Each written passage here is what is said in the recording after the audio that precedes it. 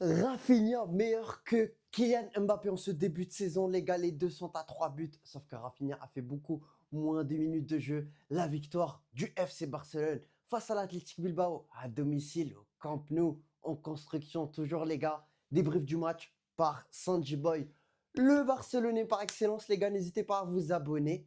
Je me lance dans les débriefs pour donner de la fort, les gars.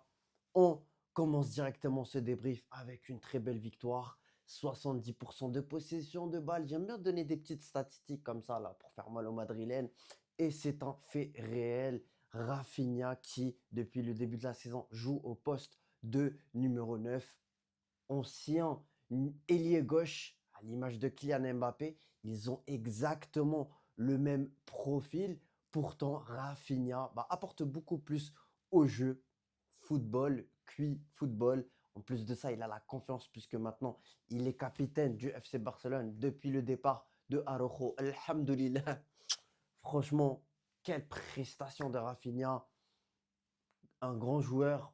Je donnerai le MVP, bien entendu, à lui, qui a tout fait dans ce match. Franchement, il a fait des passes, il est à la création, à, aux appels de balles, à la profondeur, au pressing. Il fait vraiment tout. Rafinha en tant que capitaine, c'est validé. On enchaîne avec le deuxième joueur du match, deuxième buteur de ce match, Fermin Lopez. Quel joueur, franchement. Hier, j'ai fait le débrief du match entre le Real qui a gagné 5-1 face à la Real Sociedad, 4-1 pardon. Et franchement, j'ai vu que Bellingham, il faisait très peur. C'est leur meilleur joueur. Et j'ai vu que Fermin Lopez n'a rien à envier à Bellingham, les gars. Parce qu'il y en a beaucoup qui, on dirait, regardent pas les matchs de foot, mais en fait, ils comparent Pedri à Bellingham. Sauf que déjà, c'est même pas le même poste. Bellingham a un rôle beaucoup plus offensif que Pedri sur le terrain. C'est un milieu offensif aujourd'hui au Real Madrid, les gars. Alors que justement, qui est le milieu offensif au FC Barcelone? C'est Fermin Lopez, les gars.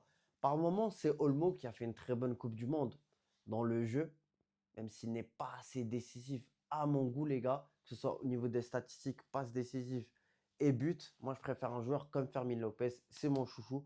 C'est peut-être, ce sera le meilleur joueur de la saison du FC Barcelone, les gars. Commencez à noter. Commencez à noter aussi que Rafinha sera le meilleur buteur de cette Liga. S'il n'est pas en blessure, bien sûr, s'il ne tombe pas blessé comme l'année dernière, les gars. Je le vois au-dessus de Kylian Mbappé dans ce poste de numéro 9. Vous l'aurez compris, la priorité du Barça, c'est de recruter un défenseur central car c'est le point négatif dans ce match, les gars. Gérard Martin, c'est une catastrophe. Je sais pas pourquoi il y en a, ils le surnomment Maldini, je sais pas quoi, on dirait ils n'ont pas regardé le foot. Je vous promets, parce que normalement, les gars, vous faites les ablutions, lavez-vous la bouche avant de comparer Maldini. Ok, on va faire un petit jeu de mots sur les prénoms, etc.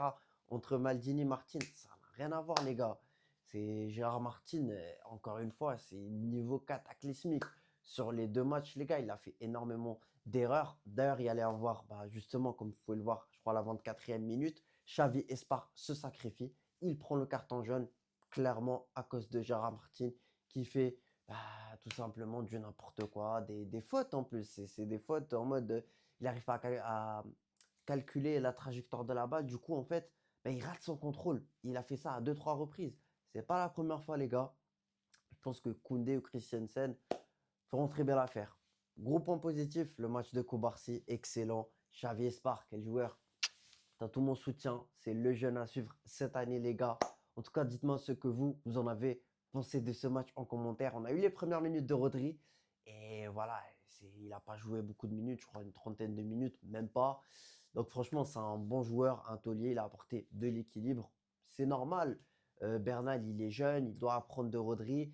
Et Rodri, il a une belle carrure, hein. Il est imposant, les gars. On dirait un titan cuirassé sur le terrain. Franchement, j'ai très bien aimé son entrée. Après, il y a eu très peu de minutes jouées pour pouvoir en faire voilà, une vraie analyse, les gars.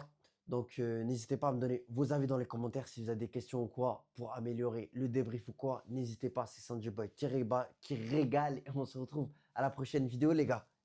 Visca Barça.